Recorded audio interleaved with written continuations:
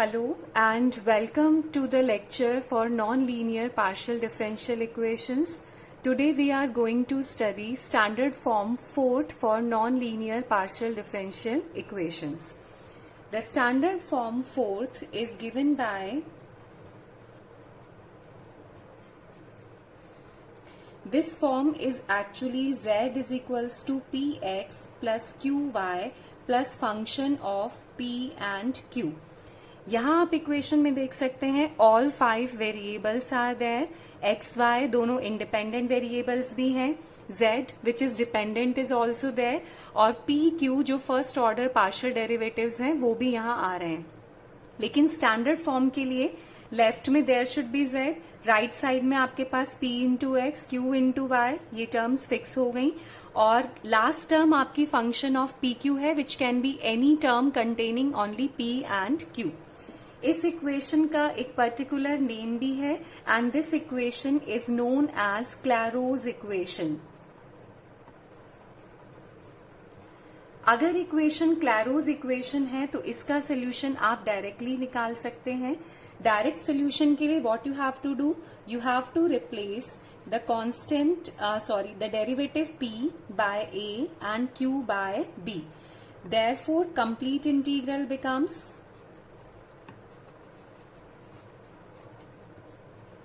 Complete integral में ये हम लोगों ने किया है कि दो कांस्टेंट होते हैं तो कंप्लीट इंटीग्रल डायरेक्टली आ जाएगा a x plus B Y plus function of a b. This will be your complete solution. Now see, since Clairaut's equation में कंप्लीट सोल्यूशन के लिए कोई भी कैलकुलेशन नहीं हुई है, डायरेक्ट रिजल्ट आ गया है, therefore it is sometimes necessary to calculate singular integral also in this case. That depends upon the marks distribution of the question, या फिर ये क्वेश्चन में जनरली मेंशन भी होता है कि आपको सिंगुलर इंटीग्रल कैलकुलेट करना है. सिंगुलर इंटीग्रल के लिए what you will do to find singular integral,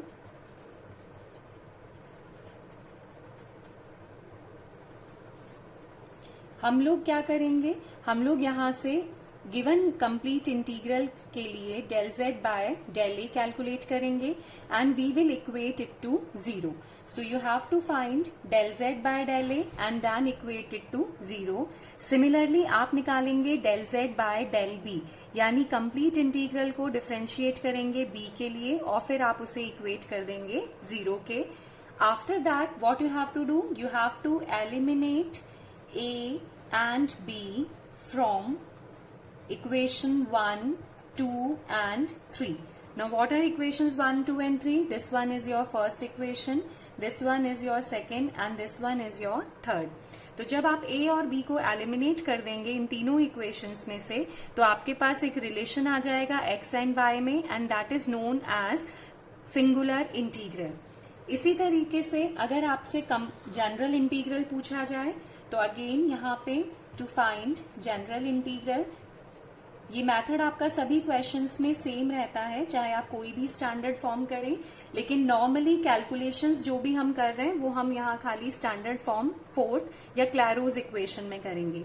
general integral के लिए आप क्या करेंगे, you will put b is equals to some function of a in equation number 1. तो आपका z बन जाएगा ए एक्स प्लस बी की जगह फाई ऑफ ए आ गया, फिर फंक्शन ऑफ ए और बी की जगह फाई ऑफ ए आ जाएगा. अब ये पूरा कांस्टेंट ए पे डिपेंड कर रहा है.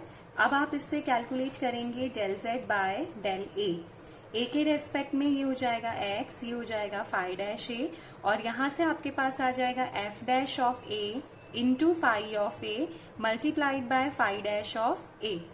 आफ्टर दैट आप इसे इक्वल टू 0 करेंगे और फिर आप इन दोनों रिलेशंस में से एलिमिनेटिंग a फ्रॉम, इन इक्वेशंस को हम नंबर कर देते हैं 4 and 5, we get general integral और general solution. Equation number 4 is this one and this one is your 5th.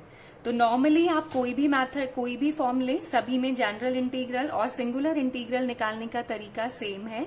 और यहां हम जब क्लैरोज फॉर्म करेंगे तो हम निकालेंगे सबसे पहले कंप्लीट इंटीग्रल और फिर हम निकालेंगे सिंगुलर इंटीग्रल.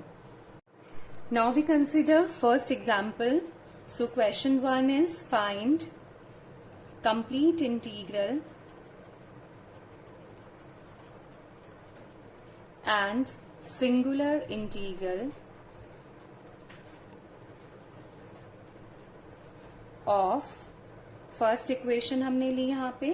फर्स्ट इक्वेशन हो गई हमारी z is equals to P X plus Q Y plus P into Q.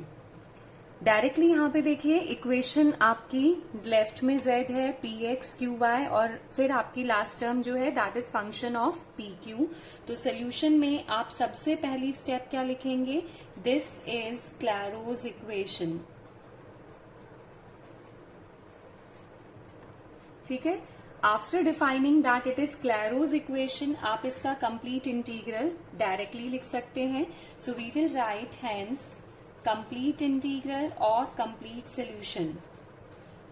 उसके लिए आपको सिंपली p को रिप्लेस करना है a से और q को आप रिप्लेस करेंगे b से।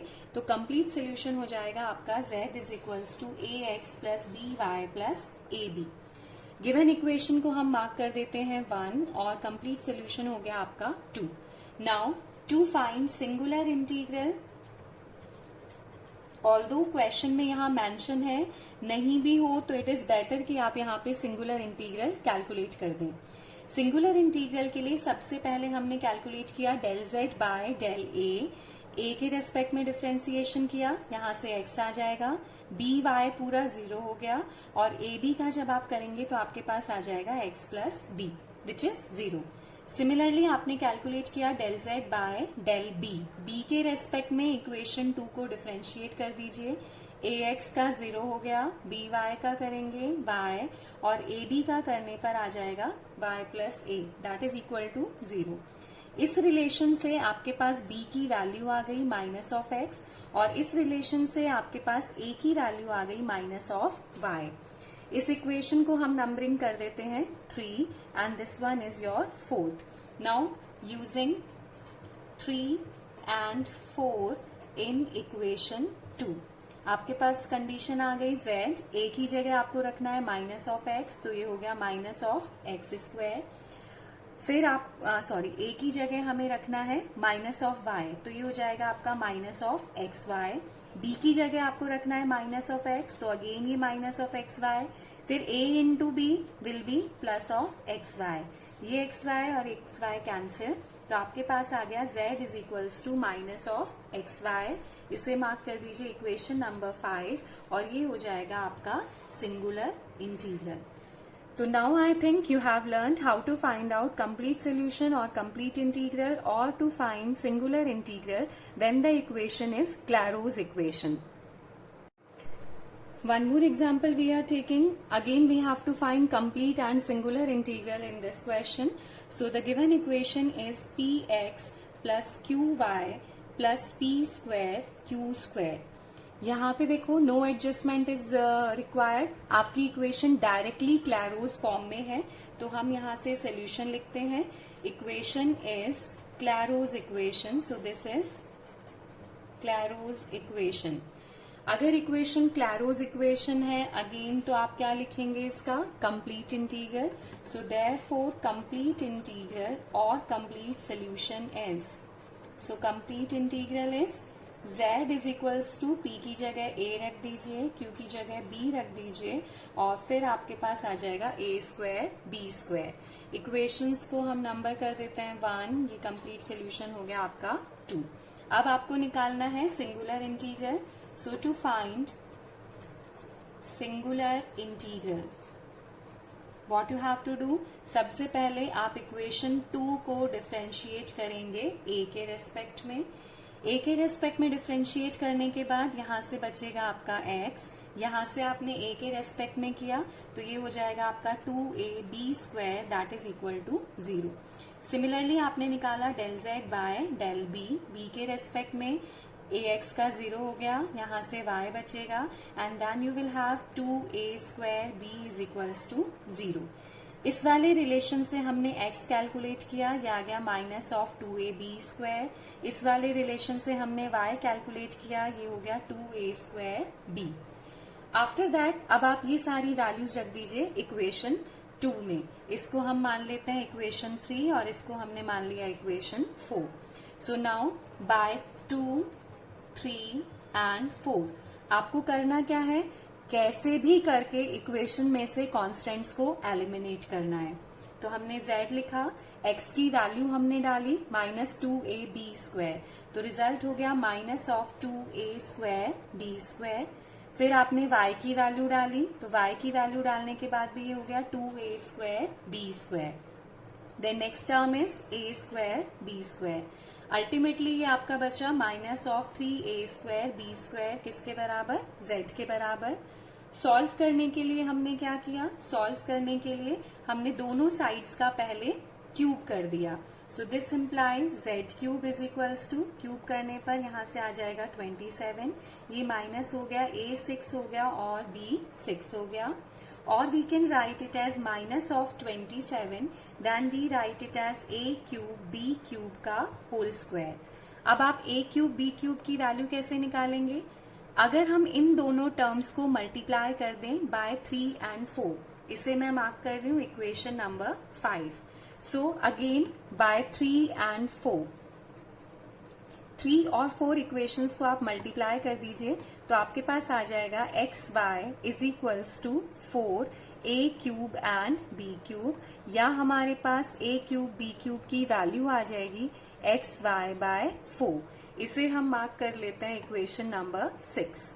अब again using 6 in 5,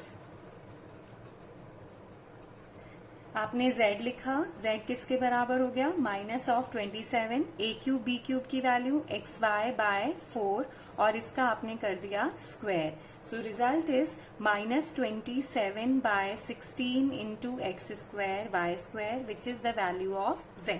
So ultimately what again we have done? We have eliminated a and b from the complete integral to get singular integral which contains only x, y and z. So this is your 7th equation and this is your required singular integral or singular solution. These are a few practice questions of standard form 3rd and standard form 4th. You can do these to have a good command in standard forms. In the next lectures, we will be doing the questions which are directly not in standard form but can be reduced to standard forms by doing some substitutions. So stay tuned for these methods.